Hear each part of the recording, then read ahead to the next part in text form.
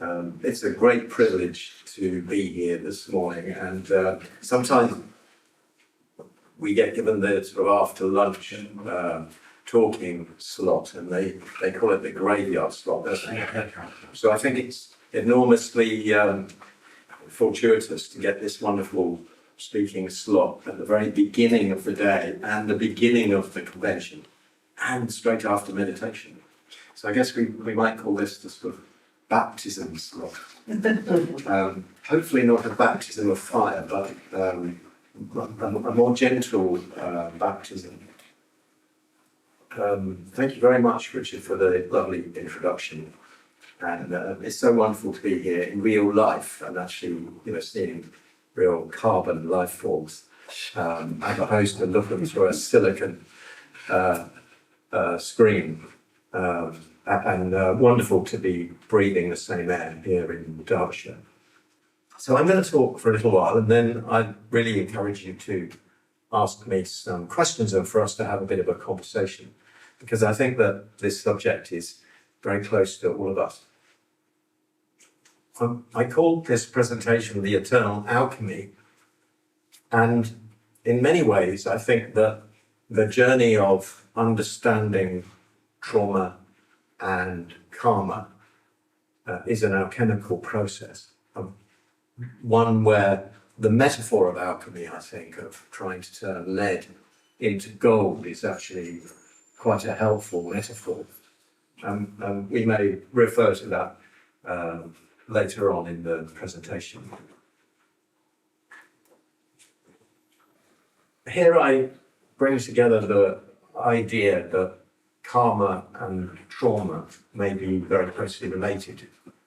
And there's no etymological evidence that the words come from the same place. The word trauma actually is from a Greek word, and karma, as we know, is from a Sanskrit root. But the idea, they kind of sound the same, and so that's where I began to explore the possibility of the relationship between the two things, and of course, they have a lot in common. We think of karma as an echo of something that's unresolved, a kind of cause from something that's happened previously, and which is still echoing in our lives. And I like to describe trauma as something that is frozen or stuck. It's not flowing. And this talk will sort of explore the possibility that the two concepts are related, and that if we focus on one, we may in fact be able to also heal the other. Here you see a picture of a rock pool. You'll be quite familiar with being at the coast and seeing a rock pool that is still and separate from the ocean. But of course, it's not really separate, and we know that as Theosophists that all is unity. We could also imagine a river with a stagnant pool of water next to it. And I'd like us to imagine that rock pool represents our trauma, or the trauma of our ancestors, or something unresolved and stuck. It's not actually separate from the ocean, but it's yearning to be part of the ocean again. It's yearning to be reintegrated back into its wholeness. And in fact, that's where much healing lies, that reintegration. So as the tide comes back in and reabsorbs the rock pool, it just naturally becomes part of the ocean. There's no separateness. The separateness is an illusion.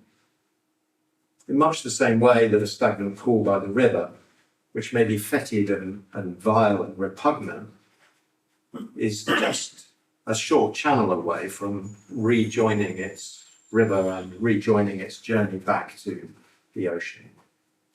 So this idea of trauma either ancestral or in ourselves, or even communal or national or international or planetary, being something that's stuck and separate and wanting to rejoin is very much at the heart of what I wanted to talk about this morning.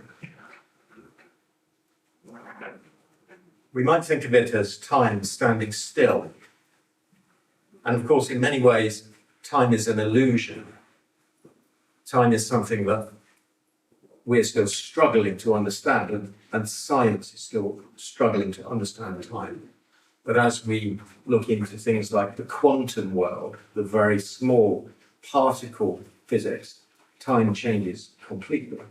And when we look at it on a cosmic scale, time begins to change it enormously. So the concept of time, in many ways, it's not irrelevant, but it isn't a healer. And those of us who have experienced trauma, and frankly, that's all of us, isn't it? Unless we happen to have been brought up by two enlightened masters, we will have all experienced some form of traumatic event, perhaps as an infant, because the slightest thing can traumatize an infant. Just being separated from our mothers because we've had enough to eat, which might seem a completely normal thing to us, can be slightly traumatizing to a young infant. Being placed in a hospital ward with buzzing lights or beeping machinery for a young child could be traumatizing. Not something we would think of as traumatizing, although having recently spent some time in A&E with my 92-year-old mother, I did feel slightly traumatized. So this idea that time just sort of heals things on its own is not really true, and all of us know that.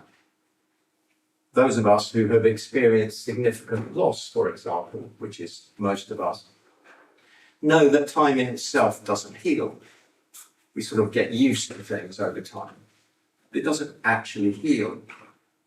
The healing is something different. It's something integrative, something rejoining, something about this rock pool rejoining the ocean.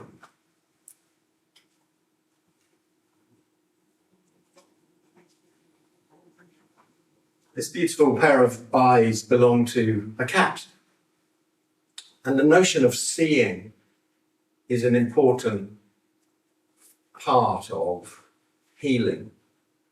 Not necessarily seeing just with our eyes, but actually observing and witnessing and being aware of that which is inside us. We know as Theosophists that karma is not a punishment, but some kind of unfinished experience. And it's yearning to be seen, and in that sense repeats endlessly, waiting to be seen, sending us a signal, saying, look, look, look. And of course we may not see with our eyes, but we may see inwardly. This concept of healing being fundamentally an inside job is the same idea that spiritual development is an inside job. And they're two very closely linked concepts in my view. We are being asked to look inside and to understand what stagnant pools or rock pools lie within us and are asking to be recognized. Much of our culture teaches us to look the other way, to ignore that, to suppress those thoughts. And of course, in some ways, that's a very natural evolutionary development because it's part of how one gets through the day, simply by ignoring that which is troubling us. But if we look in nature, and we might think of the metaphor of, say, an antelope in the Serengeti, and it's minding its own business, grazing with its family and its friends, and suddenly out of nowhere comes this rush of muscle and sinew, which is a leopard,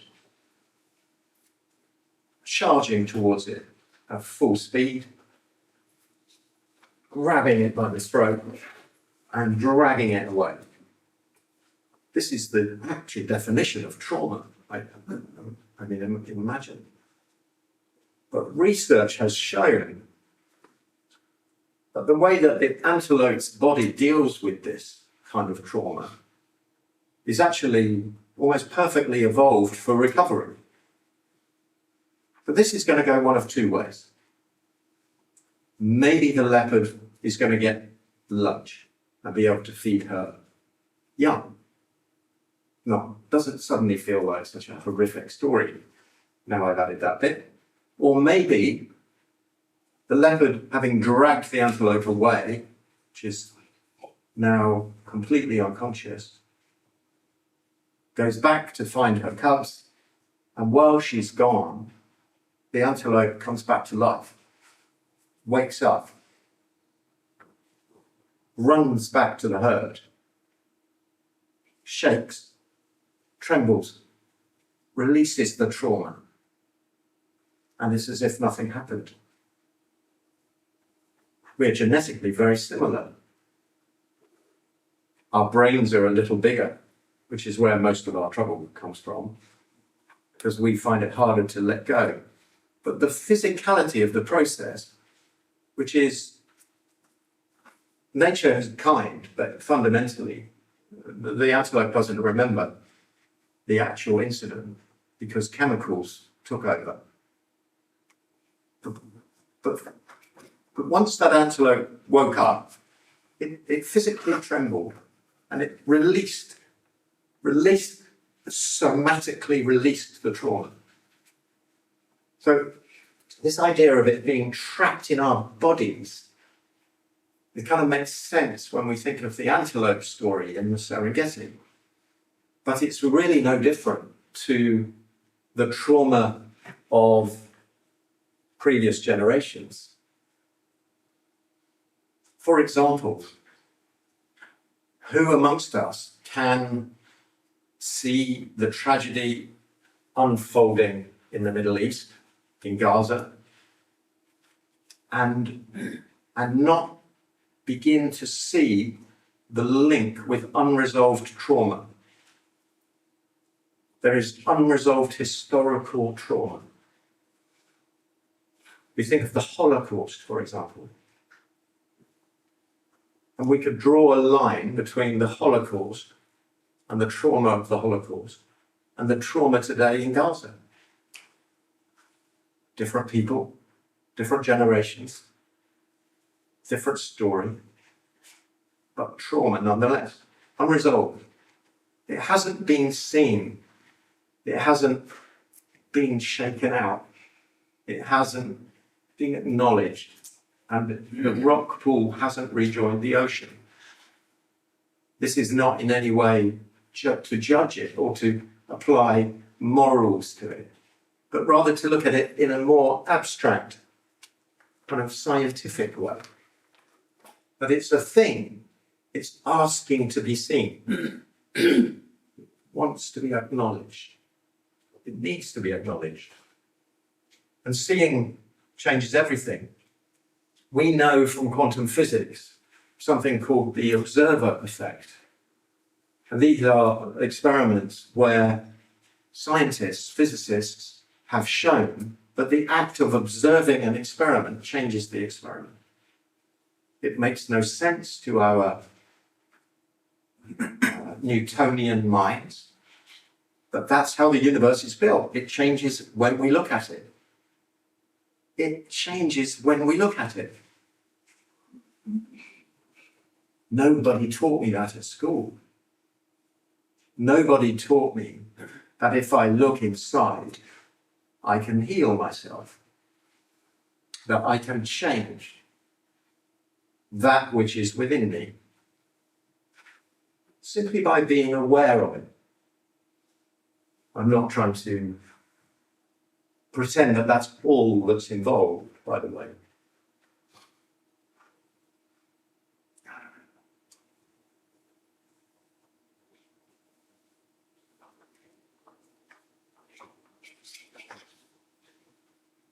So this mysterious concept that us actually acknowledging something, and again, it doesn't necessarily need to be seen with our eyes, but acknowledged, included, brought into the room, so to speak, gently embraced, gently held. Some of those darkest places that are within all of us, that we have kind of trained ourselves to ignore, to push away, to suppress, to think that they are in some way something to be feared and therefore ignored, need to be seen. They need to be gently held. We breathe into them. Much of ancient wisdom has taught us, ever since humanity has been gathering around campfires and talking about healing, they have been using the breath. And the breath, whether it be in yoga or in simple meditation or in any day-to-day activity, is very much part of this idea of going inside and seeing and acknowledging and feeling and allowing ourselves to really hold gently that which is within us.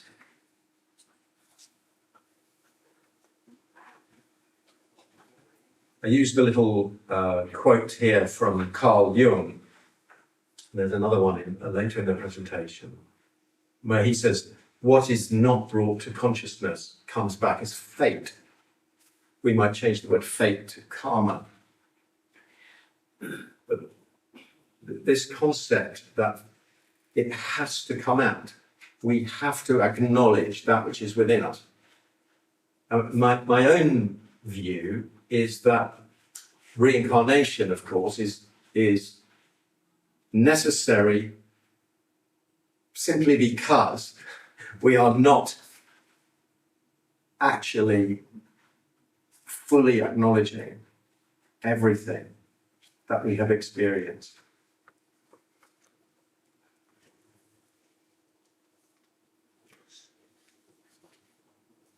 So thinking about ancestral trauma and this idea that what we're carrying inside of us is not all entirely ours. That in this room now, stood behind us metaphorically, are our ancestors and all of their trauma, which is unresolved, waiting like a rock pool to rejoin the ocean. That's what it was. And our role, perhaps, is in a healing capacity for our ancestors, to release them from that trauma, and in doing so, to heal ourselves. So actually, this concept of time begins to sort of shift. It's not that was then and it's finished and there's nothing we can do about it, and now is now, and in a moment will be in a moment. But rather this idea that perhaps, we're all kind of in the room together, and therefore we can give a great service to those who came before us by healing ourselves. Science has shown that trauma is not entirely experienced, that it can be inherited. it has been shown in experiments with rodents, for example, who were born from traumatized parents and then moved to non-traumatized parents after birth, but they still displayed the symptoms of trauma from their biological parents. It is epigenetic in that sense. It's actually physically in our genes. And of course, as Theosophists, we have the concept of unity.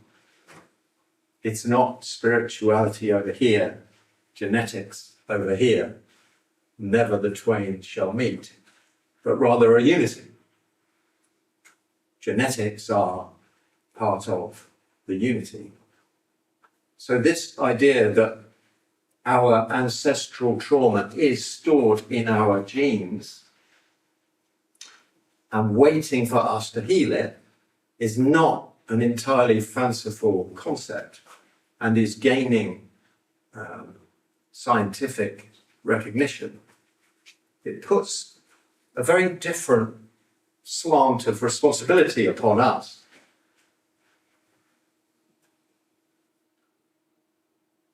We have the concept in Theosophy of affinity, karmic affinity, and soul groups coming together. And ancestors may be not just our physical ancestors in the sense of, the family tree that we might see now on our birth certificates, but also our karmic family. And they may not be entirely the same, they might be different. But back to my Middle Eastern example, it's very clear that the trauma doesn't resolve itself, that time doesn't just heal. From the Second World War and the evils of the Holocaust to what's being acted out today, we can see that time has not really resolved the fury, the fear, the anger, the unresolved feeling. And much work has been done. And I quote here someone called Thomas Hubel, who's a mystic and a teacher specializing in ancestral healing, and I've met him several times, and he was involved in that course I did. And he actually works with the ancestors of victims and perpetrators from the Holocaust, and brings them together in the same room. And by acknowledging, by opening, by seeing, there is healing. And that healing goes back and it goes forward. It's a tremendously powerful process. It doesn't actually require medicine. The medicine is the acknowledgement. The medicine is the breath. The medicine is the gentle holding, the soft embrace, the acknowledgement without shame. Shame serves to hide trauma, but it doesn't heal.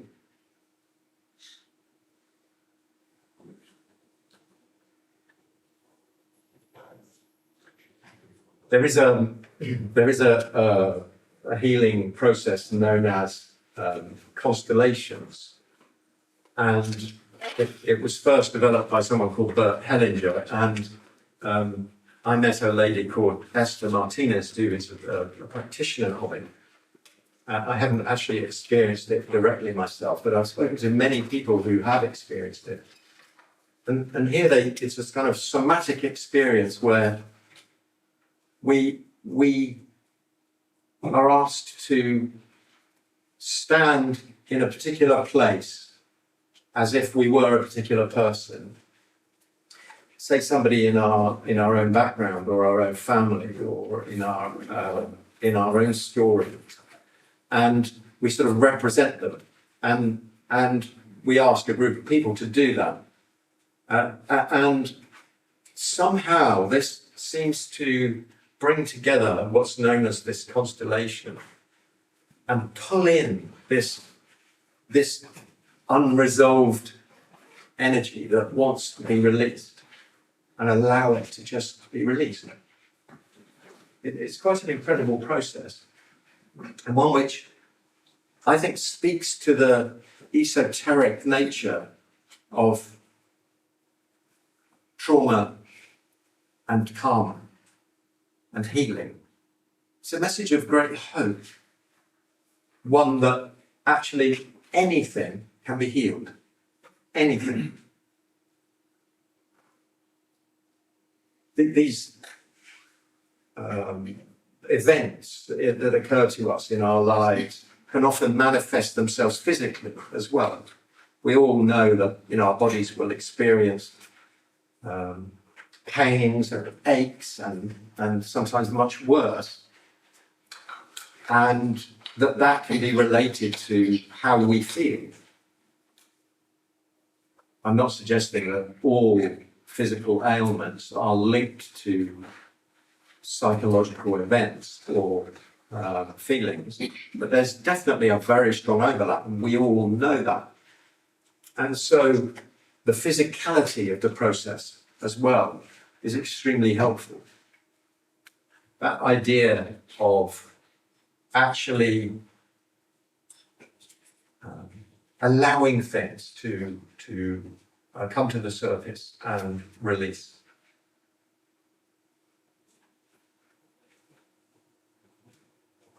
There's a concept in quantum physics of entanglement, and it's kind of a mind-blowing concept. But the idea that two particles, once they become entangled, are forever entangled, and distance is irrelevant. It can be a galaxy apart, and these two particles are in a dance with one another. No one can find out what it is that links them. But this is scientifically proven. This is not spiritual belief. This is quantum science.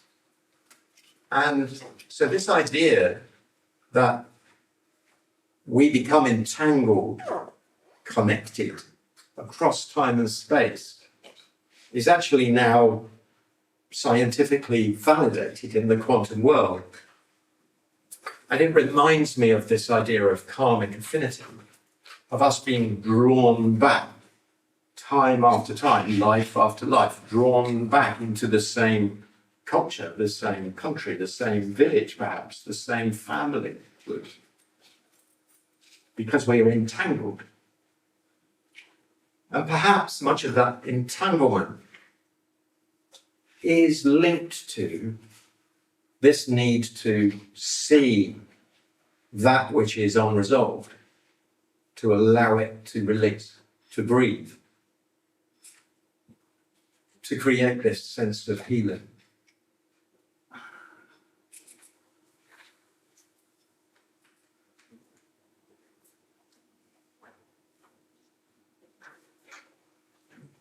And here we have a wonderful picture of Master Kuthumi. And this teaching from the Mahatma letters that we are, if you like, in a kind of karmic lineage. Each personality is a child of its own deeds. So we can really begin to see how, our choice, the sovereignty that we as higher beings, as souls, use to choose our incarnation, has a purpose that may be linked to that which we have not yet been able to resolve, that which is awaiting to rejoin, awaiting to reconnect to the ocean and to be healed.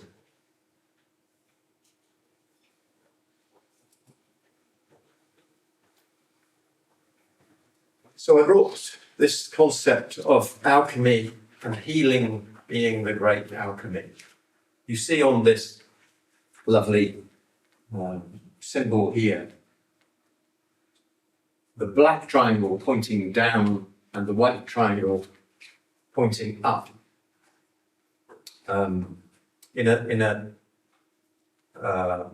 Another version of this presentation, which the Silicon world has decided to delete.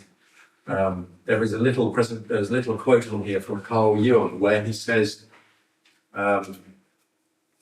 for a tree to grow to heaven, its roots must go down to hell. And this symbol sort of reminds me of that we, in many spiritual teachings and in many religious environments, we focus a great deal on going to heaven, but very little on the idea of the roots. I don't much care for the word hell, but, and as Theosophists, of course, we think differently. But this idea that roots going down are critical for our development. No tree can stand without roots. And many masters and ancient teachers have said the same message.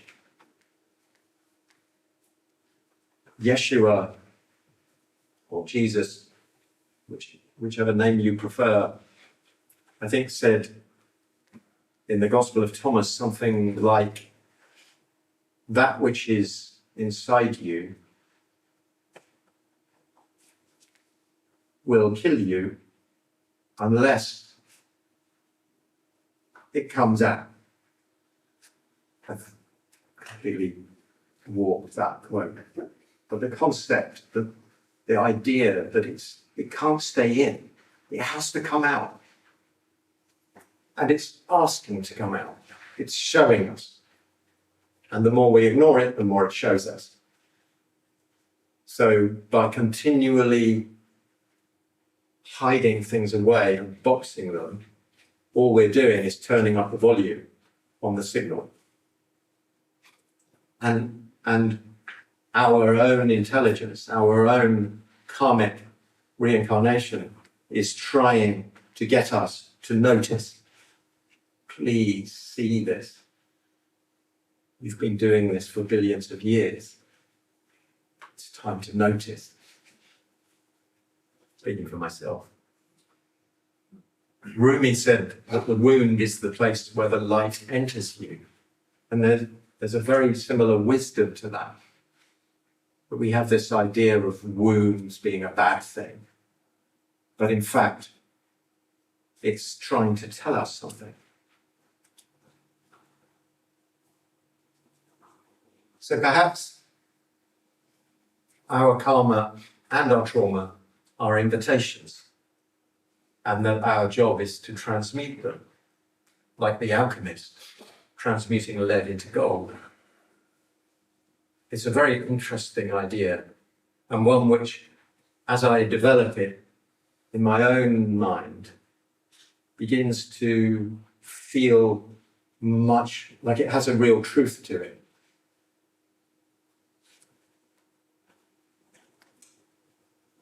So, we may ask ourselves,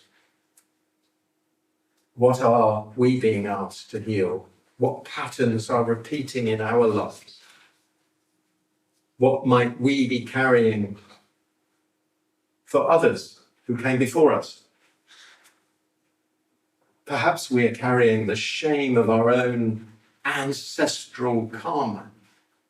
Perhaps weighing down my shoulders is the ancestral karma of the English, the British. Perhaps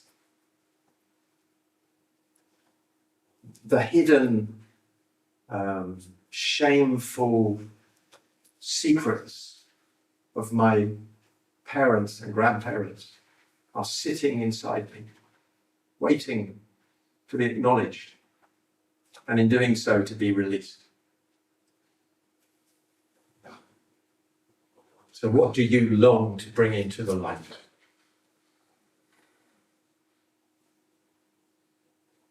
Thank you very much for walking on this path with me.